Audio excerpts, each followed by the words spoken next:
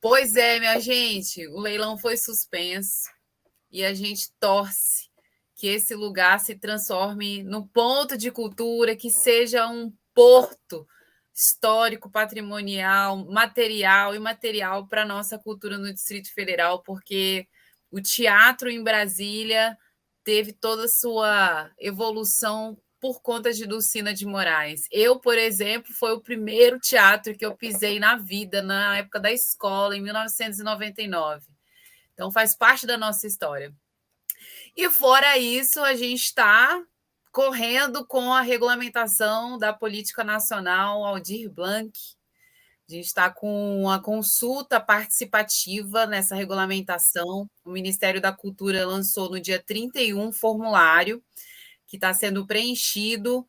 O intuito é que seja preenchido por instâncias de participação social, né? Conselhos, movimentos sociais, gestores da cultura, de forma consolidada, para que a gente possa aí contribuir com a regulamentação da Lei 14.399. E essa consulta, gente, ela está dividida em capítulos. Então, o intuito é que os coletivos, os conselhos visualizem todas as contribuições por capítulo.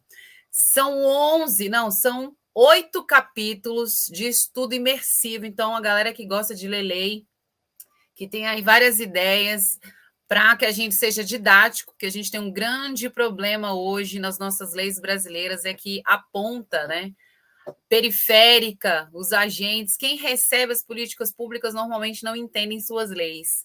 Então, quando a gente não entende os nossos direitos, fica muito, muito difícil a gente opinar e se ver neles, né? O que a gente tem nesse contexto, gente? Essa lei, a Política Nacional Aldir Blanc, sua composição regulamentatória envolve disposições gerais, requisitos e procedimentos para o recebimento de recursos pelos entes federativos, os estados, né, municípios e o Distrito Federal. A gente tem também diretrizes para aplicação de recursos recebidos pelos entes federativos. Temos a execução e operacionalização desses recursos que serão recebidos pelos entes federativos. A gente tem uma parte que fala sobre o subsídio específico aos espaços culturais. Também temos nessa lei, nessa proposta de regulamentação, o que deve ser, como deve ser o monitoramento, a transparência, a avaliação dos resultados dessa política em toda a sua abrangência territorial, cultural que ela envolve, as competências de cada ente federativo e aquelas básicas disposições finais.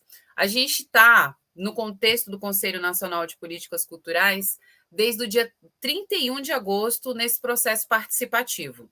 Nesse inteirinho, a gente teve um PL na Câmara dos Deputados, que inclusive foi aprovado, que vincula recursos da Lei Aldir Blanc ao Programa de Aceleração do Crescimento, né? Aí esse contexto vinculado também a obras e restaurações. Então, a gente também está se imergindo nesse PL antes que ele chegue no Senado, porque o debate ainda não se extinguiu. Mas a gente sabe que esse é um plano de governo, e por ser um plano de governo vinculado à conferência, olha a notícia que eu fiquei sabendo recente.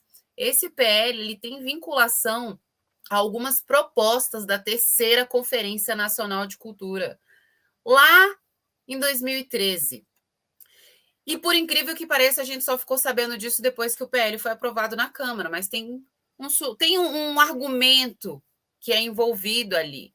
A gente envolve, nesse argumento do PL, dois principais eixos: a implementação do Sistema Nacional de Cultura, e aí tem uma proposta vinculada que é criar, implementar, modernizar centros culturais, secretarias, CELS, né, os pontos cultura, e o eixo 3, que é cidadania e direitos culturais.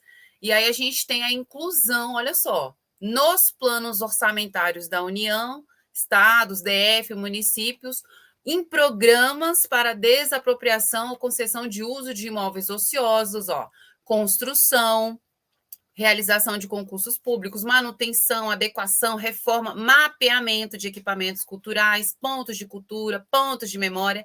Então, percebam, A gente tem um Sistema Nacional de Cultura que ele ainda é um bebê. A gente tem todo um contexto histórico que está tendo continuidade neste governo. Contudo, a gente tem diretrizes primárias de participação social e comunicação entre as instâncias e os elementos do Sistema Nacional de Cultura que precisam evoluir muito.